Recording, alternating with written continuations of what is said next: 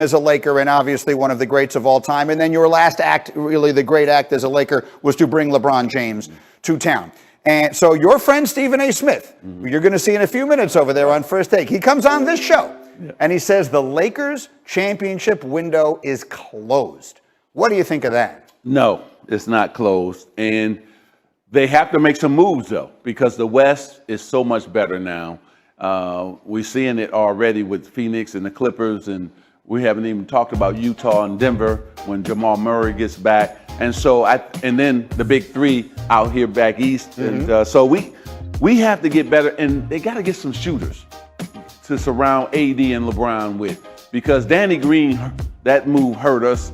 Rondo, that move hurt us, because those guys brought something that we don't have anymore, right? Danny Green could shoot from the three-point line. Rondo, with his basketball IQ, and also be able to create shots for his teammates.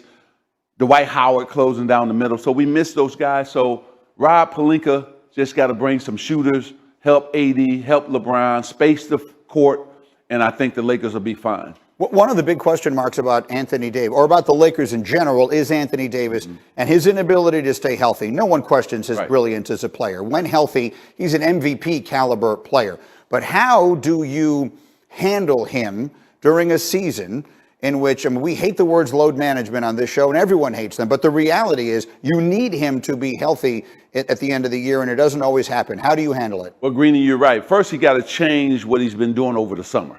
And I think he's got to get somebody to stretch him. He also probably got to work with a physical therapist to make sure all the injuries that he had this past season, he's over those injuries, and it can help him during the season next season, right?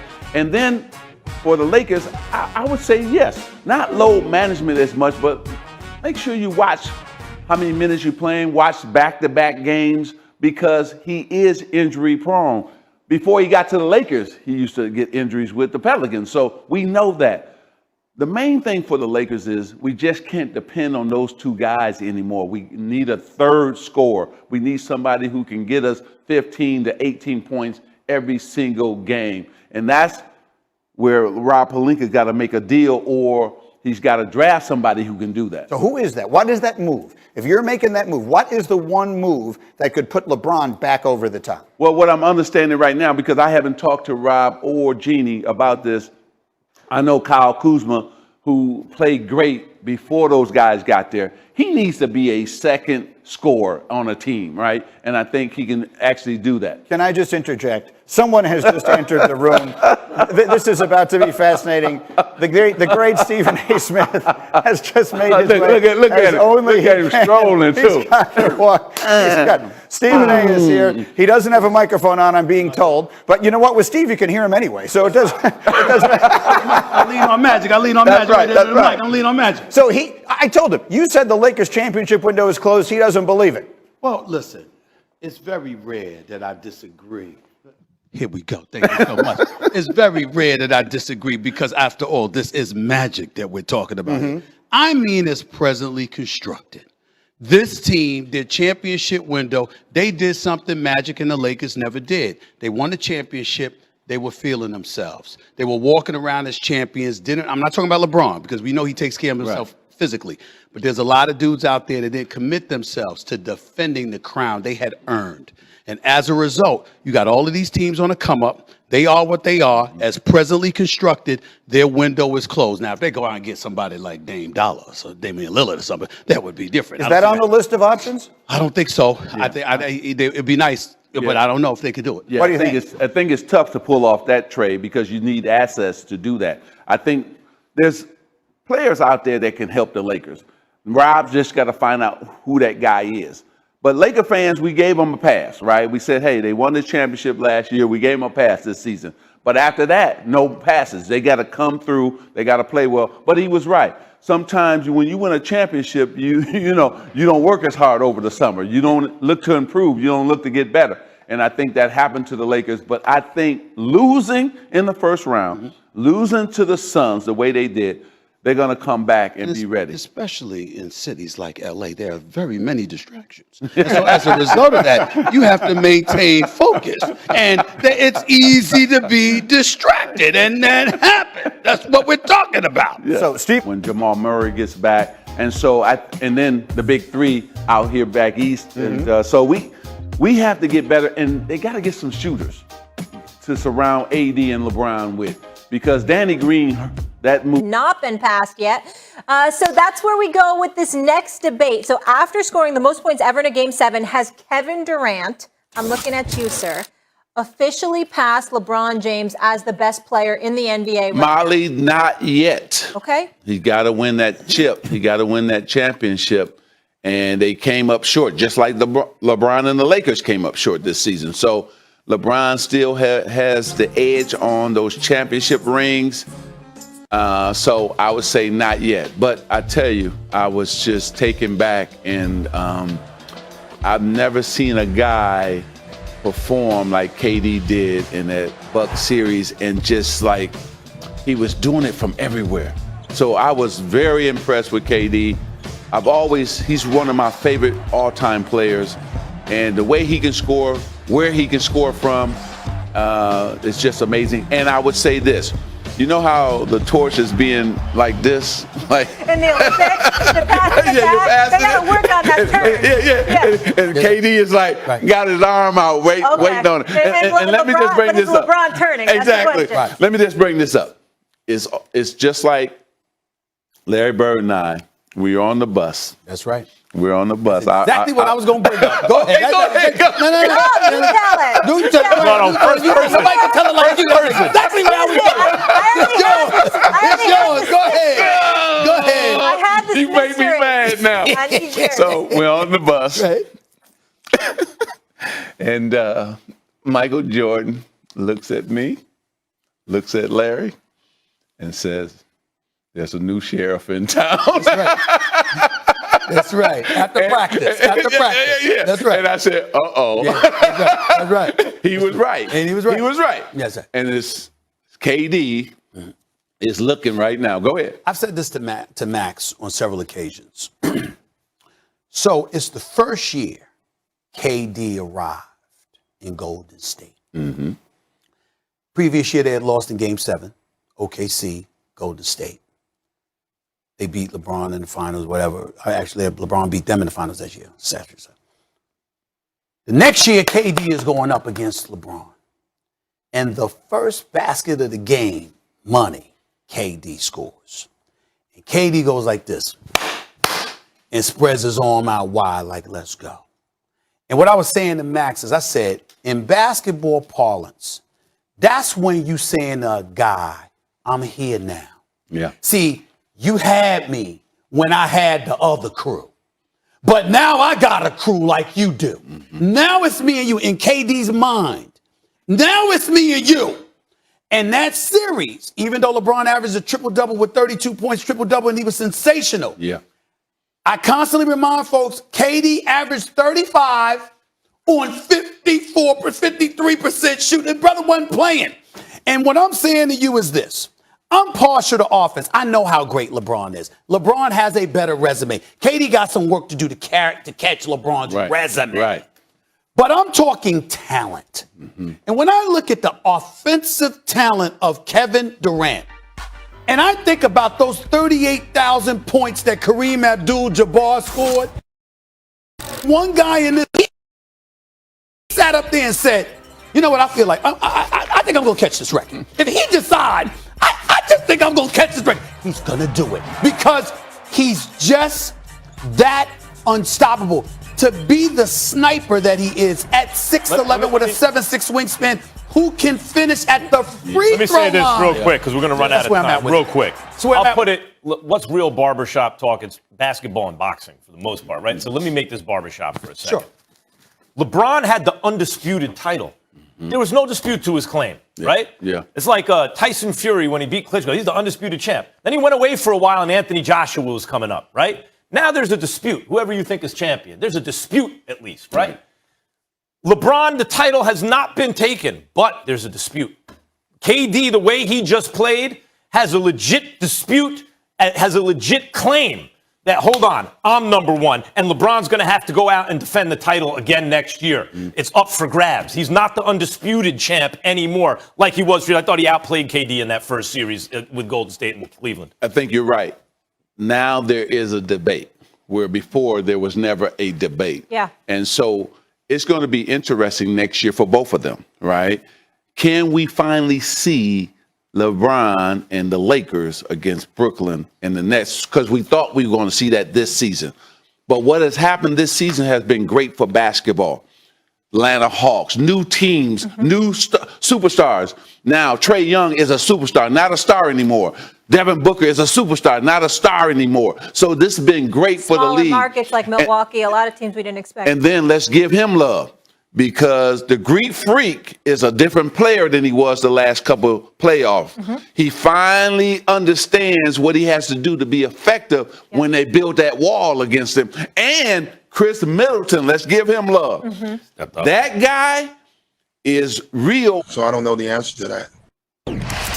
Gentlemen, pay attention to these numbers, will you? So not Doc Rivers' best coaching effort. His fourth straight game, his fourth straight Game 7 losses are tied for the longest such streak in NBA history. His 29 losses with an opportunity to clinch a series are the most among all head coaches. Rivers has an NBA worst 341 win percentage in such situations. Magic, you are up first. Who looks worse here? Is it Doc or Ben Simmons? It was definitely Ben Simmons. Doc doesn't play. So we have to remember, Doc has won a championship, so he knows what he's doing.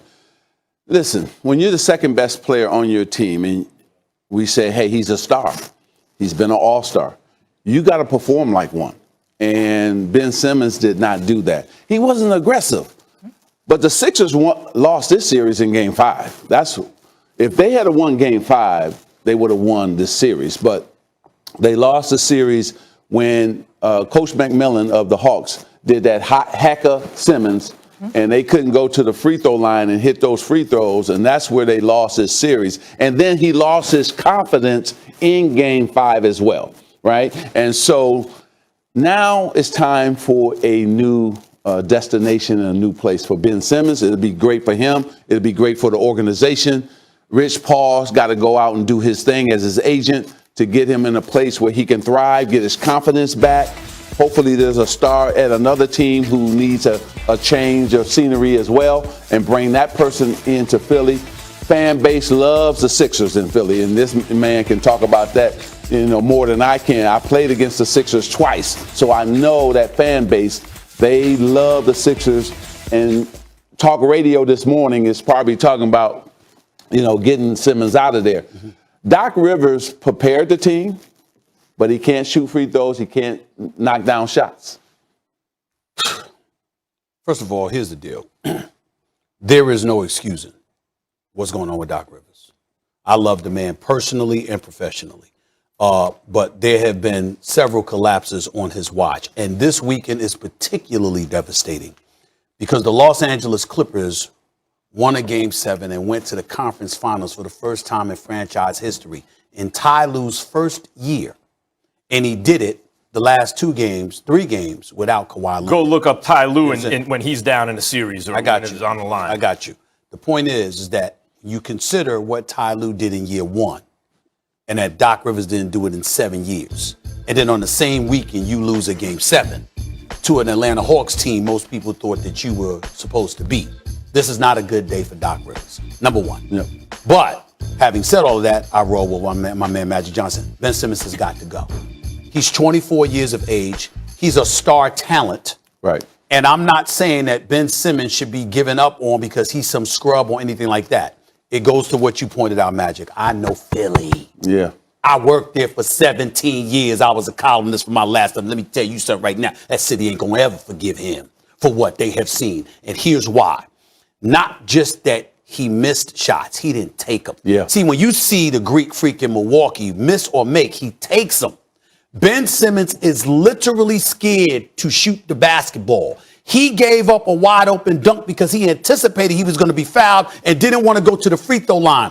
34% shooting in the postseason. For anybody who's attempted 70 or more, it's the worst free throw percentage shooting in the history of basketball. And this is a league Wilt Chamberlain and Shaquille O'Neal played in. Right. And they shot better from the free throw line than Ben Simmons. This is very, very bad. And when you take that into consideration, and you combine that with the fact that Philadelphia being a very unforgiving town, and they don't know how to let off and lay off, and they're going to constantly berate him, and it's mental. Yeah. With him, I don't believe he can overcome that, Max. In the city of Philadelphia, you got to move him. I'm going to say it right here on national television. Try and get yourself somebody like C.J. McCollum. Bring him to Philly. Send Ben Simmons to Portland. Because with all the perimeter guys they have in Damian Lillard, it would work. That's how bad his trade value has been diminished. Now it's like, can you get C.J. McCollum for Ben Simmons? It was 4 years, $140 million. Ben Simmons cannot be fixed in Philadelphia. I agree with you. And by the way, the Philly fans get such a bad rap for riding guys. How were they with Markelle Fultz? When he was going through problems, that city supported him. Any little positive thing he could do, they're doing the same thing for Ben Simmons. The city's behind him. He just let him down. I think it's over for him. I think they've supported him. I think it's over for Ben Simmons in Philly. Can Doc be fixed in Philly? I agree with you both. Ben Simmons got to go. Can Doc be fixed in Philly? Look at what just happened. Look, you're right, Magic. He's already shown he can win a championship with a big three in a league that didn't have any other big three. They were the only one. Got one. Collapsed. More playoff collapses. The stats have been going around, et cetera, et cetera. And I love Doc Rivers. I loved him as a point guard for the Knicks. But we have to be honest about this. You can't play Dwight Howard in that game. Or Shake Milton. Like, those guys can't see the floor. He went 10 deep in a game 7. Think about what was happening in that game early on. Dudes who were getting cooked. Like, this is just coaching stuff. Gallinari was cooking George Hill. Seth Curry was getting cooked by Herter, right? And then they're playing a backcourt of Trae Young and Lou Will. You got to punish that. Offensively, you have to. They can't play defense. You got to punish but with who? Who are you going to punish him with? Well, if Tobias Harris would be nice if he showed up. Okay, but that didn't happen. Danny Green hurt. His injury hurt the Sixers. So you can't judge Doc Rivers until Danny Green is in that lineup. But this is it. You talked about last season. Doc Rivers wasn't playing against the Denver Nuggets. Kawhi Leonard and Paul George didn't show up in Game 7. Max Kellerman says arguably the most skilled players you ever see. If this dude doesn't twist his ankle, excuse me, the Milwaukee Bucks are not in the conference finals. It's the Brooklyn Nets that's here if Kyrie Irving had stayed healthy. But it didn't happen. Give me number 3 on the list, please. Joe Harris. Don't get me started with this brother right here. I mean, you're supposed to be a shooter. You are supposed to be a shooter, especially when you're open. That's the key. With Kevin Durant putting on a show. James Harden with the hamstring, still playing 46 minutes one game, 39 the other. Shows up for game 7. You got open shots, Joe Harris, and all of a sudden, you can't hit the damn river. It's right out here. You couldn't even shoot the ball into the river. That's a problem, Joe Harris. Look in the mirror this offseason. You had the jumper all year long until it counted. And then we couldn't find you as an APB out for you. Think about that. Let's go to number 2 on the list, please. Give it to me, Steve Nash. Excuse me, Steve Nash. Ever heard of a timeout to give Kevin Durant a break? Because you know how exhausted he is. He played 48 minutes for you in Game 5. He showed up in Game 6, was in the midst of playing all 53 minutes in Game 7. Think you could have called the timeout to give him a breather, a break, so he wouldn't shoot an air ball on that last shot after being completely spent? I won't get into some of your other substitutions. I won't get into some of the other things that you didn't do. But that was a flagrant error on your part, Steve Nash. You made a slew of them, and coaching clearly was an issue. But it doesn't eclipse number 1. Give it to me right here. Karma. Oh. Why? Wow. Get out of here. Oh. Listen to this, Max. Stay with me. James Harden, love him, but wanted out of Houston. Came into camp out of shape. Came into the season out of shape. You think that didn't have something to do with the hamstring injury you ultimately incurred? Absolutely. I brought up coaching at number 2, right?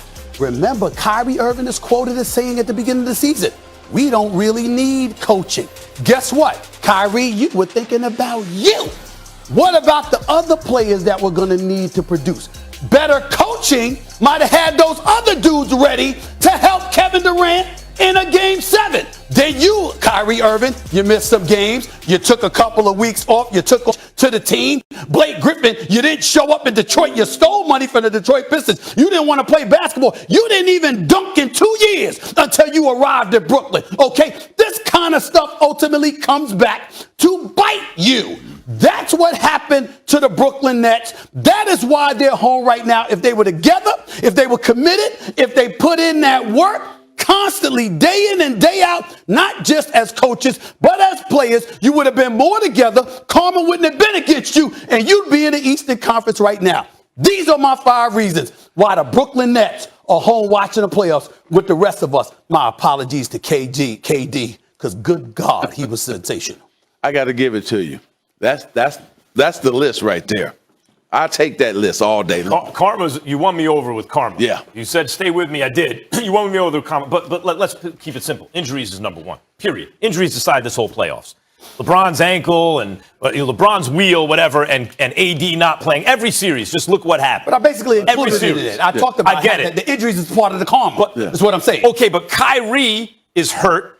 And Harden's hurt. That wasn't James Harden. That was like a shell of James Harden. But I told you why. Okay, Nash is right on the money. Nash, right after injuries, is Nash. It was easy to be the coach of that team when you roll the ball out and say, take us there, KD. But could you design some plays? But maybe Max, take Harden out of the game? But Max, everything you just said is right. But they still had a chance to win Game 7. That's crazy. Yeah. All the things you just said, they still had a chance to win if Joe Harris had just hit 2 or 3 shots. Or KD doesn't airball the last shot. Well, he's too tired. He's exhausted. Yeah, he's exhausted. I mean, you can't expect him. I mean, the man did everything that he could to put his team in a position to win. He hits almost. I wish it wasn't a 3. It was a 2 at the end. I know, that was a killer. Because his feet was too damn. That was a killer. But you know why I bring up the missed shot? You're right. KD played his heart out. It was amazing. But LeBron always gets held to the MJ standard. Right. Michael Jordan would have done that. Michael Jordan never takes, ever in a Game 7, the last shot with the game on the line, airballs shot. Just never happens. So I'm just saying KD has played himself to the point now where he has to get the same comparisons that LeBron got. I'm going to break this down. Please do. We finally found out about the Brooklyn Nets. They got 3 superstars. The best entertainer in all of basketball, Kyrie Irving. James Harden played the best I've ever seen him play this whole season. And KD's on another level. The torch is almost being passed from LeBron to him as the best player on the planet. But it's going to be the role players. If he doesn't improve those players around those 3, they're not going to win it next year. Joe Harris can be a piece to bring in guys. You need guys. Just look at the Lakers. KCP, Rondo, Dwight Howard, Caruso, all those guys help the Lakers win, and you need those type of guys if you're going to win a championship. The 3 going to perform well, but you need the other guys. Listen, and I'm going to go here with you. You're not just, you're Magic. You're a champion. You know this game like the back of your hand. You also know the importance of coaching. Here's where I come to you as a star, basically the face of a franchise. It's not just that Steve Nash is the coach. It's that you picked him. Yeah. Sean Marks picks the coach you want. It don't matter what he came to you and suggested. If you said no, Steve Nash wouldn't be the coach. Right. And so I'm thinking, like, let's take a time, if we can point, because there's only one thing we could point the finger at KD about this season. One thing and one thing only. KD pretty much followed and adopted the mentality of Kyrie Irving. It's not that important. We got a crew. We gonna be all right no matter what. I think they're gonna win the championship next year if they're healthy. But the point is this, not a scintilla of experience as a head coach on any level. And you know how tough it is to win championships. And you would have that kind of attitude. I think for a champion like Kyrie Irving and for a champion like KD, who know the game and know how important coaching is, to have that kind of mentality is inexcusable. Your thoughts? Well, I think that, both of those guys have won a championship. Right. They know what it takes to win a championship. Sometimes you look and say, hey, we're good enough. we don't need a coach, but you do need a coach. Yeah. Timeouts or adjustments. Yeah. See, the playoffs, Molly, show you who can really coach. That's when you earn your money. It's not during the regular season. It's the playoff. Who can make adjustments? Nate McMillan made adjustments. Okay. You can go to the Phoenix Suns coach. Yeah, Monty Williams. Monty Williams made great I adjustments. can blow you away with this. Brooklyn had a chance to have Ty Lue if they wanted him. Ty Lue makes adjustments in every round. Ty Lue. Ty Lue might mess around and be the best coach in the NBA. That's right. Yeah, he might be the best coach in the NBA. If Ty Lue is coaching the Brooklyn Nets, what are we saying right now? Let me say one thing, Stephen A., to you about this Nash point. You won me over. You were on this Nash thing since the beginning, because Magic, I actually disagree about one thing. I think if the big three are healthy, they will lay waste to this league. The role players can mess up. If the big three are healthy, because what you saw you never really got to see it. It doesn't happen like that, Max. It doesn't happen like that. Okay, I'll say this. You can't just say that because I got three of the best players in the league, we're going to automatically win. That doesn't work like that. And they don't have defensive-minded cats. Listen, those three can score against anybody. Now you bring in one or two defensive-minded guys. P.J. Tucker, what did he do for the Milwaukee Bucks? He brought a mentality that was different. He's not soft. All the other dudes before him were soft. So he said, we're not going to play soft no more. So, yes, KD scored 40-something points on it, but he made him earn every... It was special. He could play. Beverly hit three threes, and it was just crazy. It was unbelievable. Having said all of that, this is a different level. Because whereas you had Donovan Mitchell and basically nobody else athletically, particularly with Conley hurt, that's not a problem in Phoenix. They're a guard-oriented team with Bridges, all right, Booker, CP3 of these boys, Payne coming off the bench. I like them. But I want to say this for the record with Magic Johnson sitting right here in studio with me. I told you with Donovan Mitchell, that's D-Wade 2.0. He's special. Devin Booker is the next Kobe Bryant. Yep. I'm saying it on national television. Devin Booker is the next Kobe Bryant. Yeah. It is official. His first playoff appearance. And the brother's a number one option, averaging over 28, dropped 40 in a triple-double in the first game of the conference finals. And just the way he plays, he's an assassin.